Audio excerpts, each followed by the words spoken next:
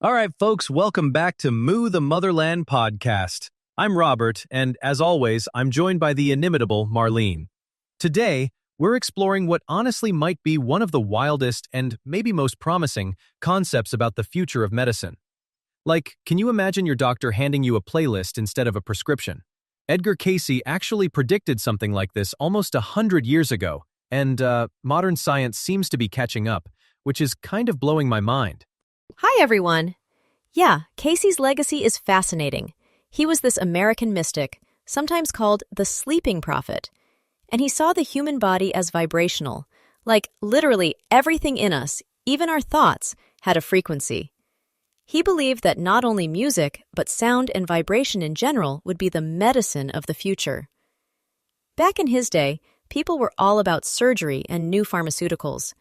But he kept saying, nope, it's all about energy and resonance. I mean, what gets me is that during his life, early 20th century, right, he's talking about health as the balance of energies. That's totally mainstream now for integrative wellness, but for that time, it was, well, pretty out there. Nowadays, this thing he called vibrational medicine pops up everywhere. Modern research in music therapy, sound baths, and stuff like binaural beats is actually showing measurable effects on mood, pain, even neurological function. There are hospitals using music therapy for patients struggling with anxiety, pain, dementia. The results are more than just mental. Music can actually lower blood pressure and help with recovery.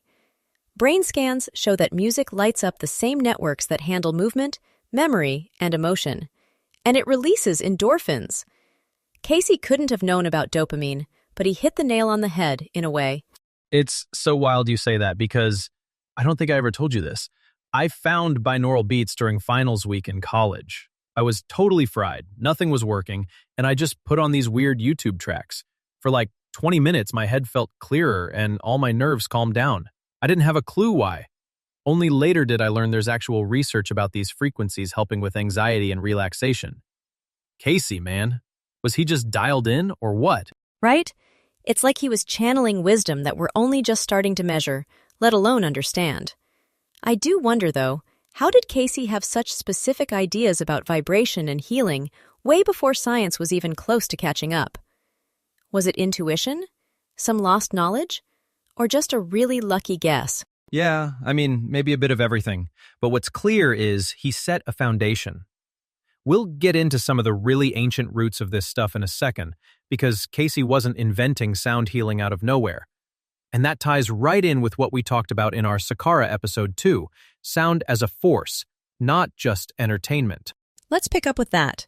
So, the idea of sound as a force for transformation goes all the way back. You see it in Egypt and Mesopotamia, where sanctuaries and temples were designed for perfect acoustics. At Saqqara, for instance, those sacred chambers amplified chants and tones. It's pretty amazing how intentional they were with resonance. And in India, you have the whole Vedic tradition, Nada Brahma, the world is sound. The Om chant, right? That's supposed to align you with the core vibration of the universe. I mean, these are societies essentially prescribing sound way before Cayce's time. Exactly. And let's not forget China. Traditional Chinese medicine ties each organ to a musical note. Gongs, bells, certain scales. It's holistic. They believed these sounds help restore internal balance. Even indigenous cultures, the drum, the rattle, group singing, they all use rhythm and sound for healing rituals and altered states. In our previous episode about the temples of Saqqara, we talked about how the architecture itself was like a giant resonating instrument. What's kind of striking is all these cultures prioritize sound in their most sacred settings. And then you hit the 20th century and suddenly mainstream medicine is like, wait, sound does something? Cayce got pushback, to say the least, but the ancients seem to have trusted this, no hesitation. That's the thing. I got to witness this myself once in Sedona. I attended a crystal bowl sound bath. There's something about being in a room, all tuned into the same intention, the same waves kind of washing over you.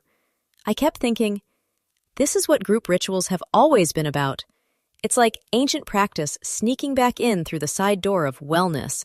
Love that story. And really, it's not that different from a shamanic circle or the ancient chanting in stone chambers. Put enough people together, focused, using intentional sound, and something shifts energetically.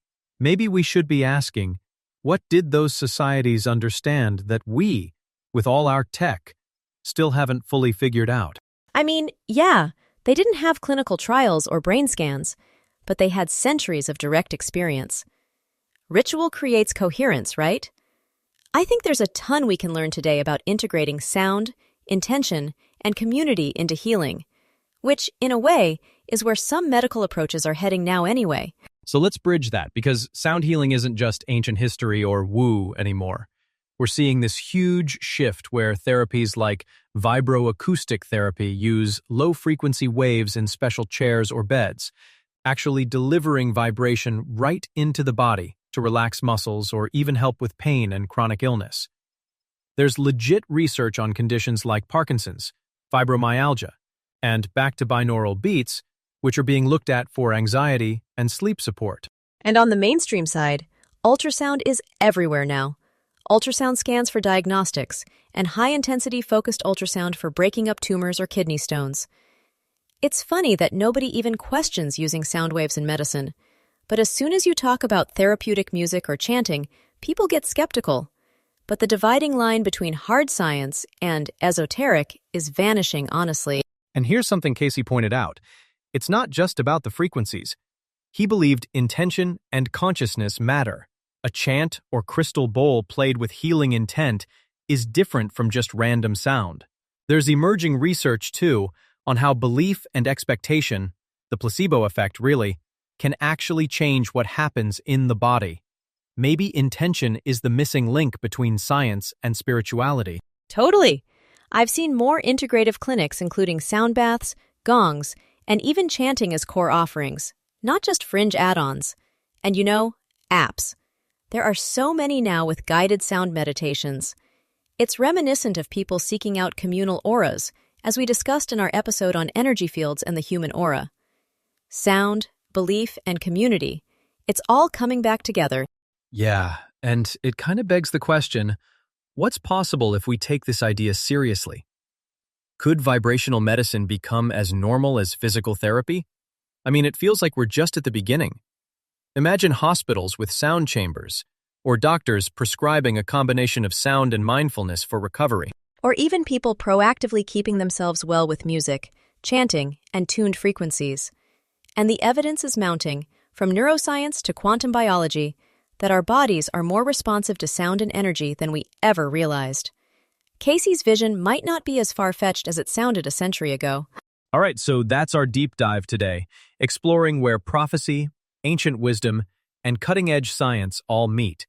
Basically, medicine of the future has a soundtrack. I'm going to say it's an exciting place to be. Marlene, thanks for going on this sonic journey with me again.